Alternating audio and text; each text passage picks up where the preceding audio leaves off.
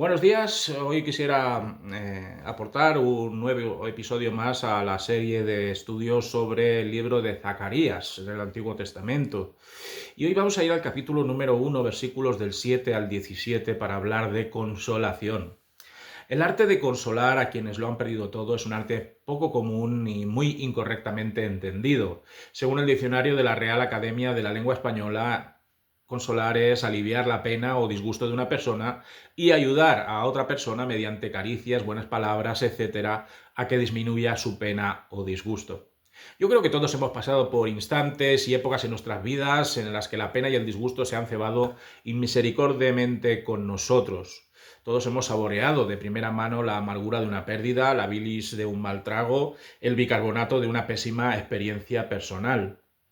Nadie puede decir que no ha tenido que lidiar con situaciones sombrías y traumáticas, unas veces sobrevenidas a causa de nuestras erráticas decisiones y otras como resultado de las elecciones nefastas de otros.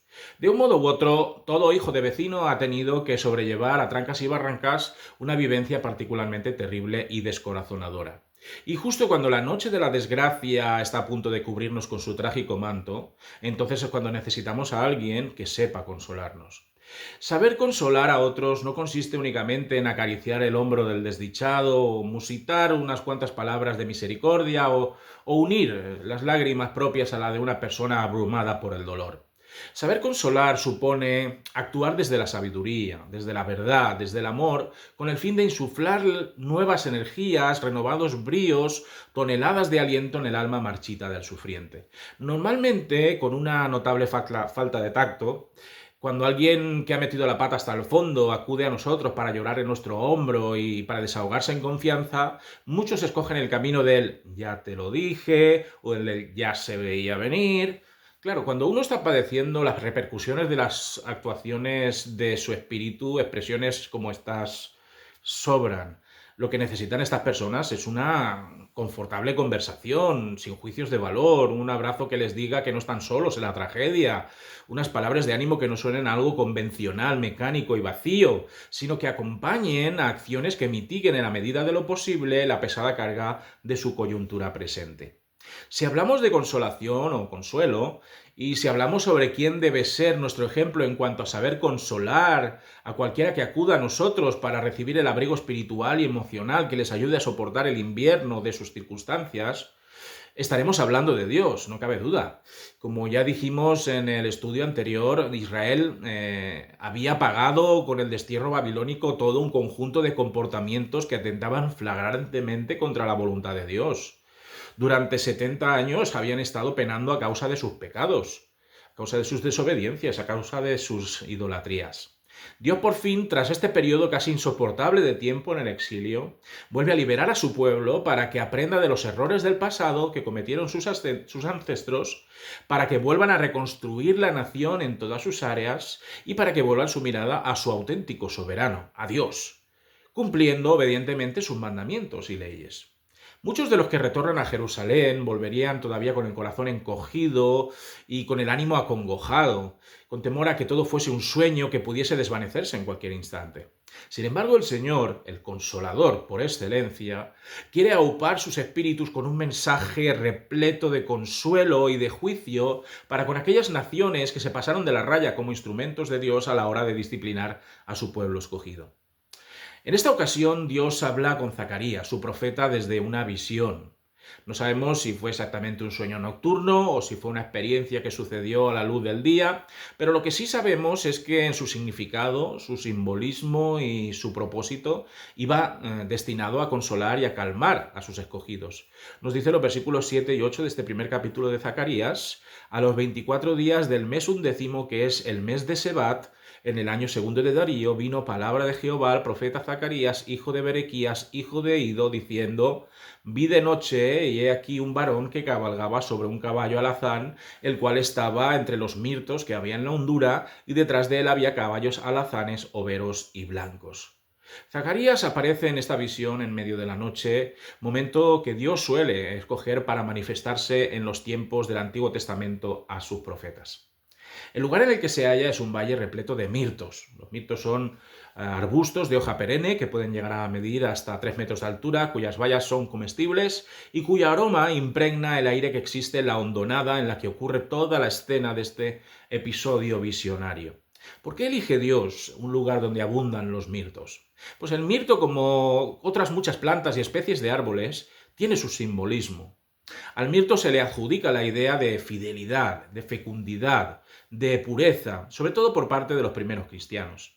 Por lo tanto, Dios está comunicando con este sutil elemento vegetal cuáles son las intenciones que tiene con respecto a Israel si el pueblo decide volverse a él. Entre los mirtos, nos dice el texto, una figura angélica cabalga sobre un caballo alazán, es decir, de color marrón claro con tonos rojizos y acanelados, y lo hace en compañía de muchos otros caballos del mismo color del que monta, del color del melocotón, y algunos absolutamente blancos. Este ángel será el que entable una conversación reveladora con Zacarías, la cual revelará el contenido del oráculo de Dios a su pueblo. Nos dice en los versículos 9 al 11, que entonces dije, ¿qué son estos, Señor mío? Y me dijo el ángel que hablaba conmigo, yo te enseñaré lo que son estos. Y aquel varón que estaba entre los mirtos respondió y dijo, estos son los que Jehová ha enviado a recorrer la tierra. Y ellos hablaron a aquel ángel de Jehová que estaba entre los mirtos y dijeron, hemos recorrido la tierra, y he aquí toda la tierra está reposada y quieta. Zacarías intuye que todo lo que está viendo tiene su significado y su sentido. Pero como es normal, cuando se trata de cuestiones espirituales que pertenecen a la dimensión de lo celestial y lo divino, solo puede alcanzarse el conocimiento pleno de las figuras y de los símbolos a través de los mensajeros angélicos de Dios. El ángel instruye y explica qué hay tras todo lo que sus ojos abarcan. Los caballos son el símbolo de la actividad constante y observadora que llevan a cabo los ángeles de Dios. Es decir, circundan toda la tierra, visitan reinos y pueblos, examinan las sazones y los tiempos, registran la historia y los hechos de la humanidad para traer informe delante de Dios, tal y como podemos ver, por ejemplo, en el libro de Job. Tras su recorrido terrestre, la conclusión a la que llegan todos estos informadores de Dios es que los tiempos en los que Jerusalén vuelve a ser reedificada son tiempos de paz y de ausencia de refriegas y guerras. Es una buena época para comenzar desde cero y para recuperar la gloria que se perdió antaño. Es una nueva era sin amenazas de ninguna clase desde la cual construir un futuro esperanzador para Israel. Todos podríamos aplaudir esto, ¿verdad? Sobre todo en los tiempos que corren. Paz en el mundo. ¿No es este el sueño de todas las civilizaciones a lo largo de la historia? Ausencia de conflictos, ausencia de batallas, ausencia de genocidios. Sin embargo, a pesar de que esta es una gran noticia, el ángel que acompaña a Zacarías tiene triste el corazón. Existe algo dentro de sí que le hace clamar emotivamente delante del Señor, lo que vemos en el versículo 12. Respondió el ángel de Jehová y dijo, oh Jehová de los ejércitos, ¿hasta cuándo no tendrás piedad de Jerusalén y de las ciudades de Judá con las cuales has estado airado por espacio de 70 años? O sea, el mundo se halla sosegado y tranquilo.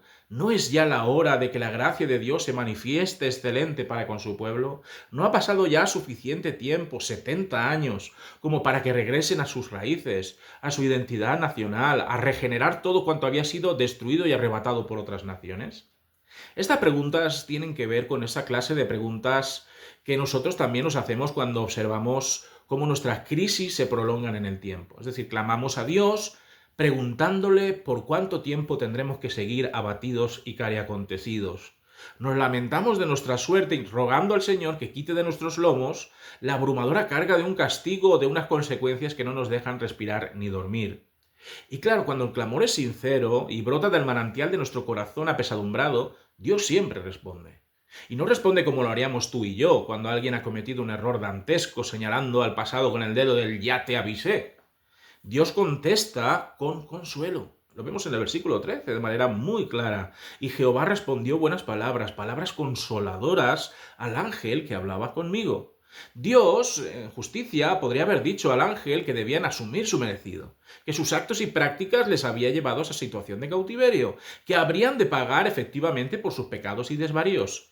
No obstante, Dios consuela a su mensajero angélico del mismo modo que hace con nosotros tras un acto de contrición, de arrepentimiento, de confesión y de sumisión a su voluntad perfecta. Las palabras que le dirige al ángel son capaces de aquietar la zozobra en el ánimo de su siervo. Son palabras que surgen de un amor grandioso y misericordioso. Abraza a su criatura con su voz de gracia y le insta a que contemple cómo su compasión y su amor incombustible brindan un nuevo comienzo a su pueblo y cómo su justicia y su celo por Israel son aplicadas sobre las naciones que abusaron del beneplácito de Dios para dar una lección a su pueblo. Nos dicen los versículos 14 y 15, y me dijo el ángel que hablaba conmigo, clama diciendo, así ha dicho Jehová de los ejércitos, celé con gran celo a Jerusalén y a Sión. Y estoy muy airado contra las naciones que están reposadas, porque cuando yo estaba enojado un poco, ellos agravaron el mal. Tras escuchar las palabras buenas y consoladoras de Dios, el ángel se vuelve a Zacarías para que pueda dar un mensaje consolador e inspirador a sus semejantes. El ser angélico le encomienda a Zacarías una doble misión. Por un lado, transmitir a Israel y Judá el amor inconfundible que siente Dios por ellos, y por otro lado, pregonar el juicio contra aquellos países que se pasaron 3000 pueblos a la hora de convertirse en herramientas de castigo en manos de Dios contra su adúltero pueblo. Dios no deja en primer término una cosa meridianamente, nos deja en primer término una cosa meridianamente clara e inequívoca. Él nunca ha dejado de amar a su pueblo. Es más, la disciplina que ha ejercido sobre los israelitas durante 70 años no es ni más ni menos que la expresión de ese amor. Un amor que disciplina y amonesta a quienes están en su corazón. Sión y Jerusalén nunca dejaron de ser la niña de sus ojos. Pero como Padre amoroso, Dios no duda en corregir y encauzar a sus hijos con medidas drásticas, buscando provocar una respuesta de arrepentimiento y confesión de pecados que les haga recapacitar de sus caminos y así volver a Dios. A continuación, Zacarías no solamente se convierte en vocero profético para su pueblo, sino que además se erige como emisario de la justicia que Dios obrará en aquellos pueblos vecinos de Israel, que aprovechándose de su desgracia ajena, se nutrieron como aves de rapiña de lo que los babilonios habían dejado tras de sí después de haberse llevado a la élite israelita a sus dominios. Las naciones aledañas no dudaron en burlarse de los cautivos, en atacar a los que se quedaron en Judá a causa de su debilidad, enfermedad e invalidez, y en convertir en esclavos a todos cuantos permanecieron custodiando los restos de un reino completamente devastado. Dios, como Dios santo que es, llegó a indignarse con sus hijos, pero los pueblos de alrededor, que se las tenían jurada a Israel, abusaron del espacio y la oportunidad que Dios les daba y quebrantaron despiadadamente a los supervivientes. Dios quiere que en Israel todo el mundo sepa que estas naciones no se van a ir de rositas, que van a tener que pagar el precio de su cobardía, de su odio y de su rapacidad. Ahora que creen estar tranquilos en paz, serán abatidos a causa de su orgullo y maldad. Nadie escapa a la escrutadora mirada de Dios y a su juicio sumario y total, porque éste siempre llega. Esta idea también cooperará a añadir mayor alcance y calidad al consuelo de Dios a su pueblo. Con esto en mente, Zacarías debe pregonar que Dios se ha apiadado de Jerusalén y que de ahora en adelante, con la intención de curar heridas, con la intención de restaurar una comunión sincera con ellos, el Señor pondrá todo de su parte para consolarlos y alentarlos. Nos dice los versículos 16 y 17, por tanto, así ha dicho Jehová, yo me he vuelto a Jerusalén con misericordia, en ella será edificada mi casa, dice Jehová de los ejércitos, y la plomada será tendida sobre Jerusalén. Clama aún diciendo, así dice Jehová de los ejércitos, aún rebosarán mis ciudades con la abundancia del bien, aún consolará Jehová a Sión y escogerá todavía a Jerusalén. Dios desea que su pueblo se reconcilie con Él, que reciba con sumo gusto su misericordiosa gracia, que su presencia vuelva a ser real y permanente en medio de ellos. Y con este objetivo, los habitantes de Jerusalén inician el proceso de reedificación del templo, símbolo único y hermoso de que Dios mora en medio de su pueblo. La presencia de la Shekinah, de su gloria, habitando en el centro de la adoración comunitaria, protegerá de nuevo la vida, la prosperidad y la paz entre los muros de la ciudad, también en construcción de esta Jerusalén. Y cuando los ojos de los peregrinos que vienen a adorar a Dios, que vienen a ofrecer sacrificios, contemplen el fulgor y la belleza del segundo templo, serán consolados y sus pies afirmados. Con Dios guiando los destinos de su pueblo, el bien, el shalom, el consuelo, serán el emblema de una nación que persigue vivir de acuerdo con los designios celestiales. La abundancia de provisión, el crecimiento progresivo de Israel a todos los niveles, indicarán sin lugar a dudas que el dolor ha pasado a ser superado por la consolación de Dios y por la promesa de que Sion y Jerusalén volverán a ser lo que debieron ser, la señal al mundo de que Dios vela con amor insuperable por las necesidades de sus hijos y por la salvación de todas las naciones. El Señor hace lo mismo con nosotros. El Señor recorre junto a nosotros ese mismo proceso. Cuando dejamos de resistirnos a su voluntad, cuando dejamos de resistirnos a su amor y nos dejamos consolar y nos dejamos acariciar por su evangelio de redención, entonces estaremos en disposición de ver un nuevo amanecer tras toda una noche llena de tribulaciones y aflicciones. Para terminar este estudio de hoy, Dios nos ama y Dios no ha dejado de hacerlo. Dios nos disciplina, sí, y Dios nos enseña por medio del sufrimiento lo que supone apartarnos de sus mandamientos.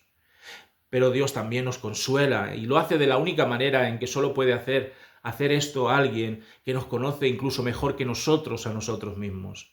Por eso en el día de hoy déjate consolar con las palabras de bondad de Dios y podrás comprobar cómo éste puede cambiar nuestro lamento en baile siempre y cuando nos ajustemos a sus propósitos y a sus metas para con nosotros. Espero que haya sido de bendición y de edificación para vosotros. Si os ha gustado podéis dar un like y si queréis seguirme podéis suscribiros al canal del pastor Emilio José Cobo. Que el Señor os bendiga.